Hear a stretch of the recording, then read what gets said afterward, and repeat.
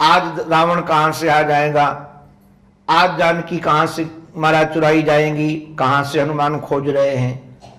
ये हमारे आपके जीवन में ये सारी घटनाएं घटती हैं।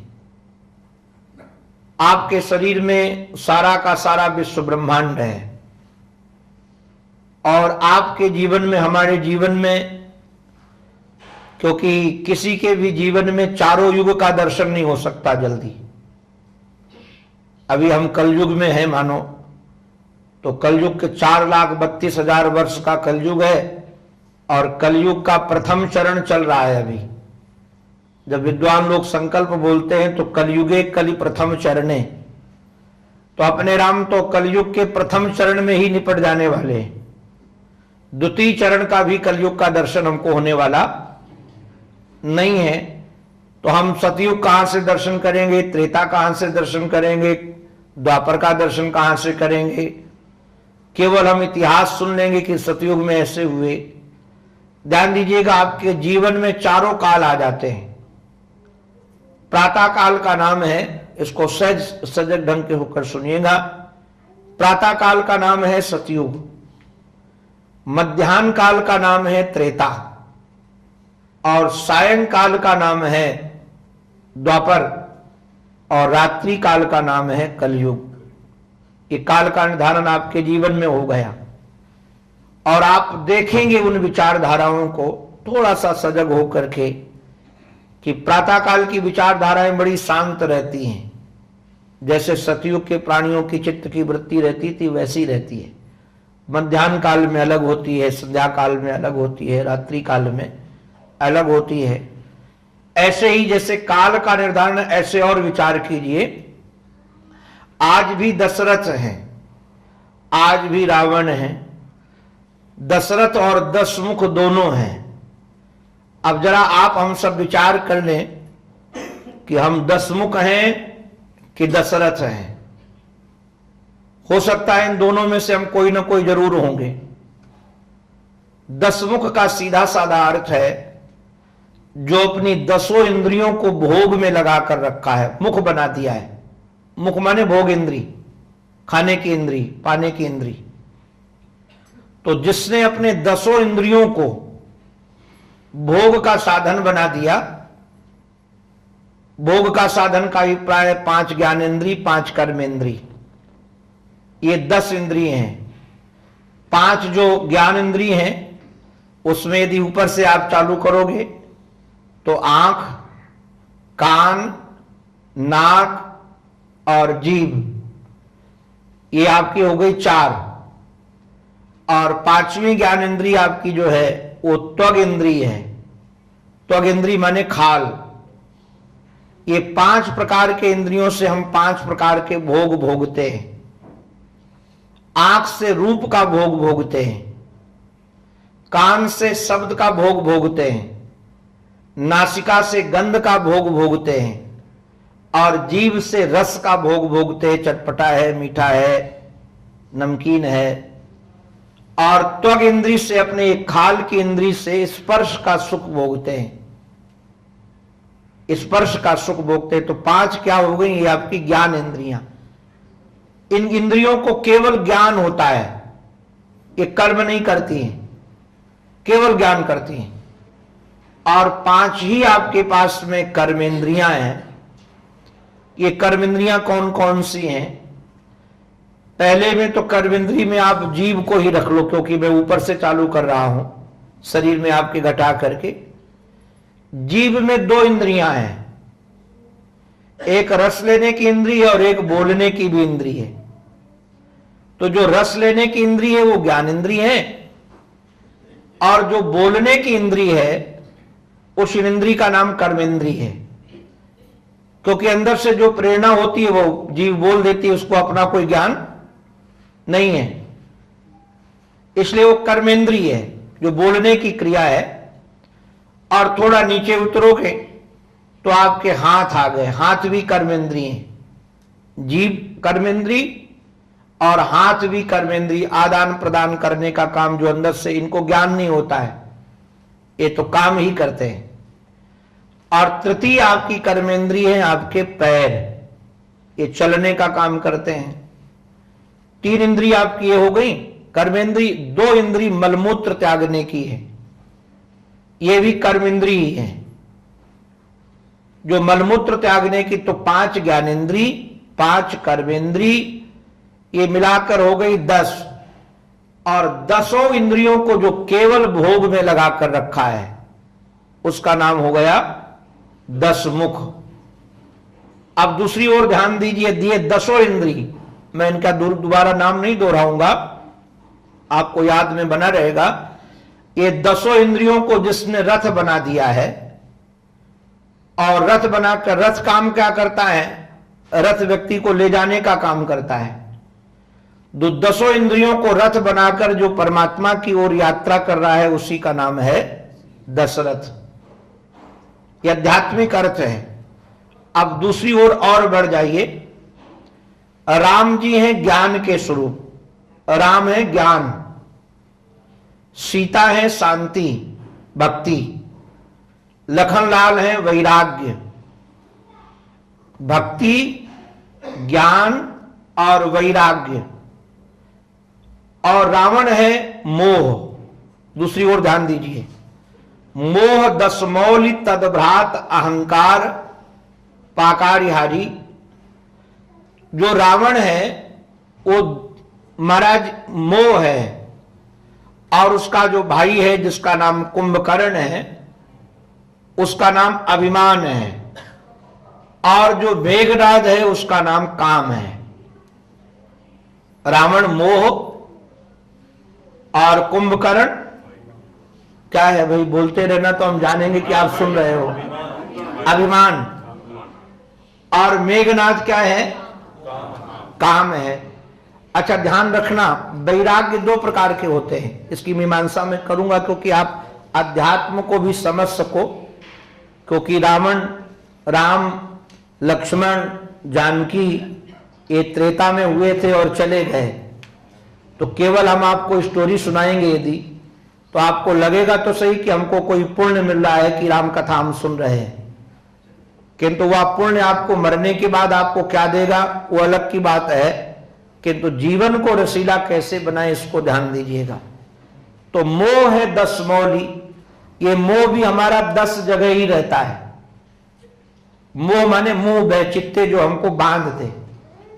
अच्छा, ये तीनों का युद्ध करने का ढंग अलग है। रावण का युद्ध करने का ढंग अलग है, कुंभकर्ण का युद्ध करने का ढंग अलग है, मेघनाद का युद्ध करने का ढंग अलग है। आप लंका कांड पढ़ोगे तो पता चलेगा किस तरीके से युद्ध करते हैं। मेघनाद बांध करके खुश होता है। मेघनाद जब युद्ध करता है तो बांधता है। जैसे हनुमान जी से युद्ध किया तो बांधा कि नहीं बांधा, और बांध कर पिताजी के पास लेकर के आ गया। तो काम क्या करता है? काम हमको बांध देता है। जहां हमारा काम होगा, जहां हमारी आसक्ति होगी, हम उसके साथ बंध जाएंगे। और जो कुंभकर्ण है, ये जो अभिमान का स्वरूप है, इसका युद्ध करने का बड़ा विलक्षण ढंग है। विलक्षण ढंग क्या है? इसको खाकर प्रसन्नता मिलती है। ये जितने सेना में लड़ने के लिए आते हैं सबको खा जाता है। तो ये जो अभिमान है, ये सब सद्गुणों, ये बानरी सेना जितनी है सब सद्गुण का प्रतीक है। तो अभिमान क्या करता है? सद्गुणों को खा करके महाराज प्रसन्न होता है। अभिमान का स्वरूप ये सोता रहता है। ये जब जागेगा तो बड़ा अनर्थ करता है। सबके अंतःकरण में अभिमान सोता रहता है, कभी कभी जागता है। जैसे कुंभकर्ण सोता रहता है और कभी कभी जागता है। अच्छा, ये मोह जो है जिसका नाम 10 मौली है, हमारे संत प्रवर तुलसीदास जी महाराज ने इसका वर्णन किया कि कहां कहां रहता है। 10 जगह रहता है। जननी, जनक, बंधु, सुत, दारा। दारा माने पत्नी। जननी, जनक, बंधु, सुत, दारा। तन, धन, भवन, सुहृद और परिवारा। ये 10 हो गए।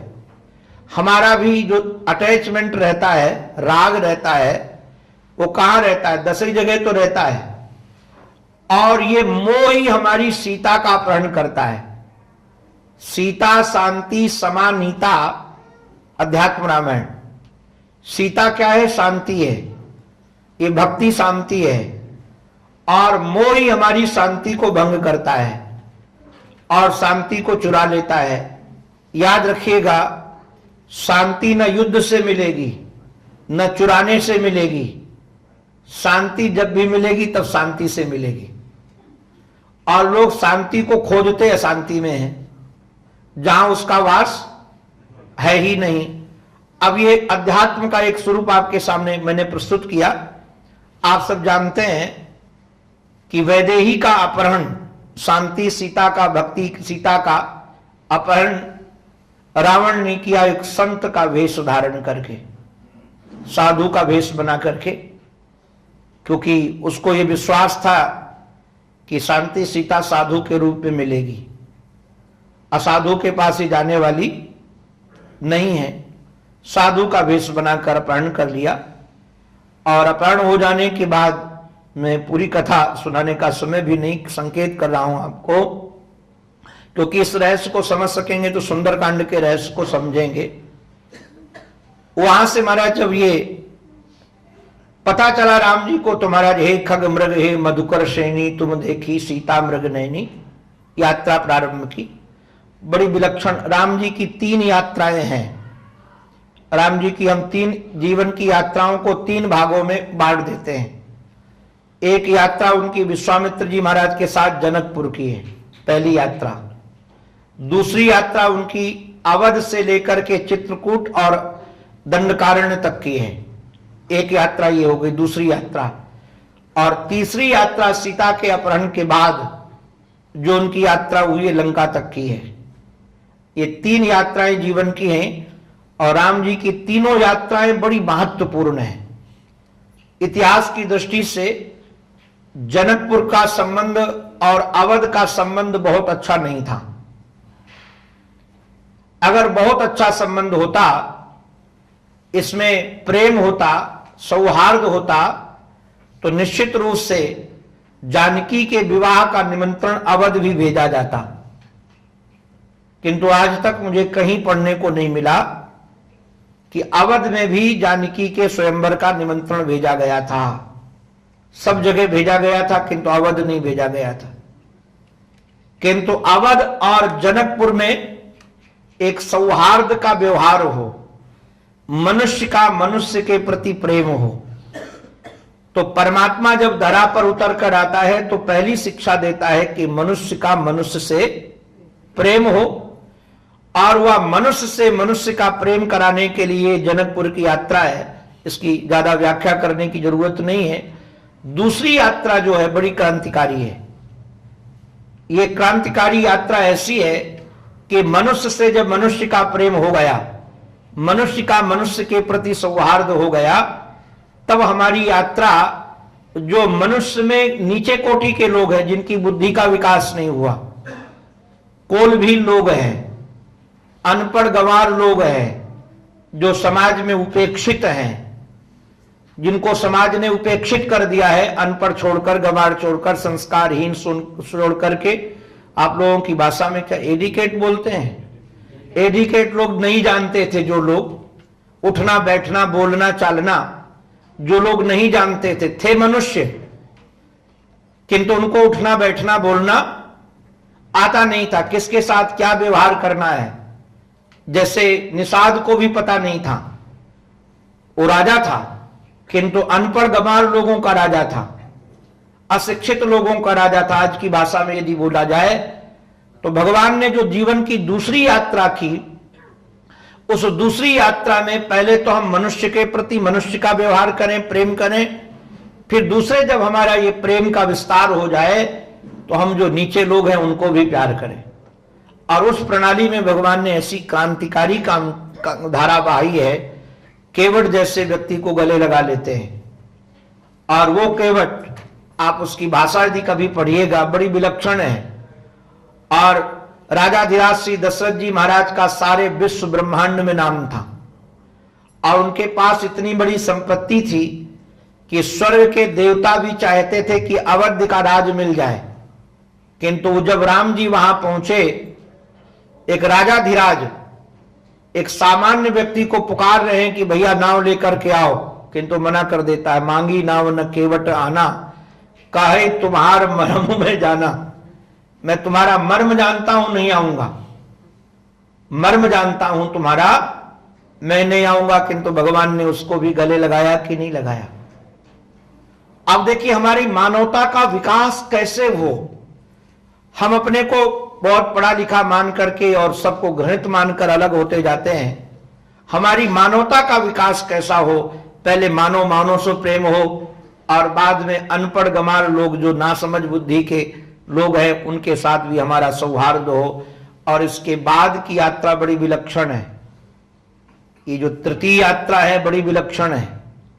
ये मनुष्य से यात्रा के बाद अब बोले पक्षी से भी प्रेम हो, पक्षी भी हमारा प्रेमास्पद बन जाए। तो जटायु जैसे अधम पक्षी को भी, जटायु गीध था जी, और गीध का जो आहार कोई पवित्र नहीं होता है, गीध का आहार कोई पवित्र नहीं होता है। किंतु भगवान विनय पत्रिका में अपने कवितावली रामायण में तुलसीदास जी महाराज ने गजब डाया। हम कभी वो भाव पढ़ते तो रो पढ़ते हैं। राजाधिराज श्री राघवेंद्र सरकार, हमारे सारे विश्व ब्रह्मांड के अधिपति मालिक, और जब जटायु को मिले तो पिता के समान उनको सम्मान दिया कि आप हमारे पिता हो। अब जरा समझिएगा ये शैली कैसी जीवन की है। और पिता के साथ दूसरा जो बर्ताव उनका है, कोई सहृदय व्यक्ति यदि सुने तो रो पड़ेगा। रावण ने जब पंख काट दिया था तो लहू लुहान धरा पर गिरा, तो खून लगा हुआ था, छटपटाया। पक्षी था, घायल पड़ा हुआ है, छटपटाएगा तो स्वाभाविक है कि खून जो जमीन पर गिरेगा, धूल पर गिरेगा तो धूल खून से संग जाएगी। और वही धूल में जब वह मारा चटपटा करके पलटता रहा तो सारी खून से रंजित भूमि जटायु के पूरे शरीर पर लगी थी, जटायु के पूरे शरीर में लगी थी। और राम जी हमारे जब वहां पहुंचे तो राम जी ने क्या किया, बाबा हमारे लिखते बड़ा कारुणिक प्रसंग है। जटायु की धूल को जटायन से झाड़ू। अब राम जी के पास में कोई रुई नहीं थी कि भाई कोई कोमल का वस्त्र लाए तब इनको झाड़ें। क्या था उनके पास, बड़ी बड़ी जटाएं थी। आज हम किसी के रक्त को हाथ से भी छूने में संकोच करते हैं, अरे दूर रहो, कोई हमको रोग न हो जाए, पता नहीं को क्या कैसा है।